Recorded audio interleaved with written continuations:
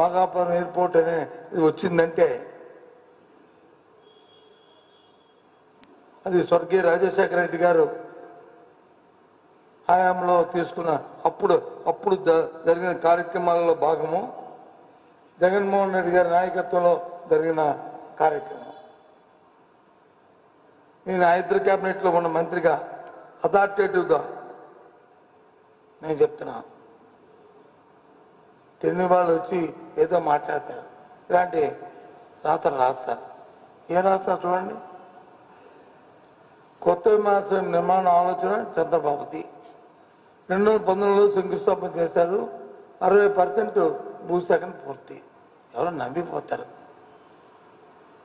కొత్త ఎయిర్పోర్ట్ ఆలోచన చంద్రబాబుదా? ఎవరు చెప్పారు?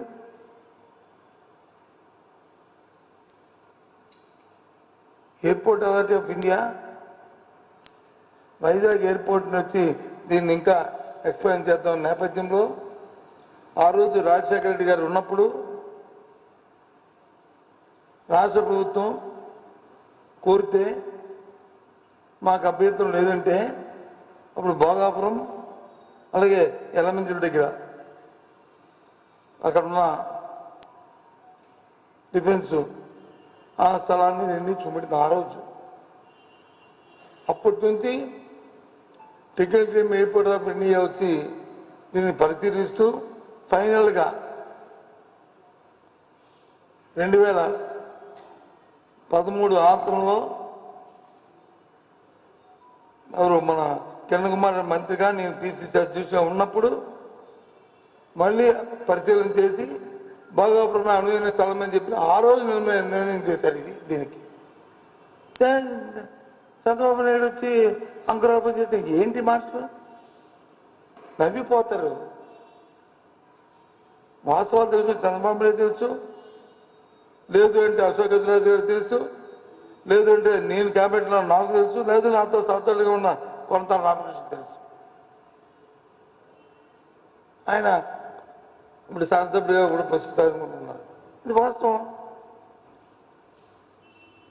అంటే 2014లో ఆయన చేసి 19లో వచ్చి ఆయన 19 కంటే 60% భూసేకరణ. ఎక్కడైపోయింది భూసేకరణ? 15,000 ఎకరాలు వచ్చి ఎయిర్పోర్ట్ కావాలని ఆయన అయిన తర్వాత మా ప్రభుత్వం పడిపోయింది. మా కాంగ్రెస్ ప్రభుత్వం పోయి తెలుగుదేశం వచ్చిన తర్వాత ఆ ప్రభుత్వం ముందుకు తీసుకెళ్ళడానికి చంద్రబాబు ప్రయత్నం చేసి ముందుకు తీసుకెళ్తున్న బాగా నేపథ్యంలో 15,000 ఎకరాలు కావాలని చెప్పని మరి ప్రపోజ్ చేసిన వాస్తవం కాదా? 15,000 ఎకరాల్లో 1 ఎకరానే సేకరించగలిచారా? లే. అప్పుడు ఈ పెద్ద ఎత్తున యాజిటేషన్ వస్తే అప్పుడు దాన్ని వచ్చి 5,000 ఎకరాల కింద మళ్ళీ తగ్గించారు. తగ్గించి 5,000 ఎకరాలను 2,200 ఎకరాలని మీరు సేకరించిన నేపథ్యంలో మీ ప్రభుత్వం పోయింది. మోసం కాదు చెప్పండి. తీయండి, లెక్కలు తీయండి, కాగితాలు తీయండి. లేదు మీ డబ్బు ఎంత రిలీజ్ చేస్తారో, డబ్బులు ఎవరో ఎంత ఇచ్చారో డేట్లు చెప్పండి. మీరే కదా ఉంది. నేను అధికారం లేను కదా ఇవాళ. లేకపోతే నేను లెక్కలతో సహా మీకు చెప్తాను.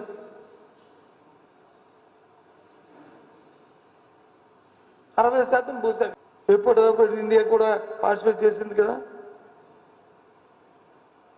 ప్రైవేట్కి అప్పుడు జిఎంఆర్ సంస్థ వచ్చి వేసిన బిడ్డింగ్ బాగుందని పూర్వ ఎయిర్పోర్ట్ జిఎంఆర్ సంస్థకి ఇచ్చారు. ఆ తదుపరి మీ ప్రభుత్వం పోయింది. ఆ తరఫున మా ప్రభుత్వం వచ్చింది.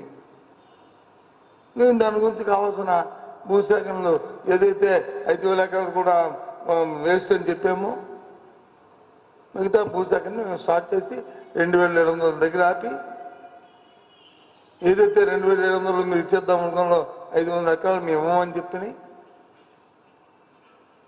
అందులో 500 ఎకరాలను వచ్చి పరిశ్రమ కోసం పక్కన పెట్టి 2,200 ఎకరాలని జిఎంఆర్కి ఇచ్చాము. అప్పుడున్న ప్రభుత్వం వైసీపీ ప్రభుత్వంలో డబ్బంతా కూడా ఏదైతే మీరు కట్టిన 200 తర్వాత మిగతా 2000 ఎకరాలకు కూడా వైసీపీ ప్రభుత్వం సేకరించింది.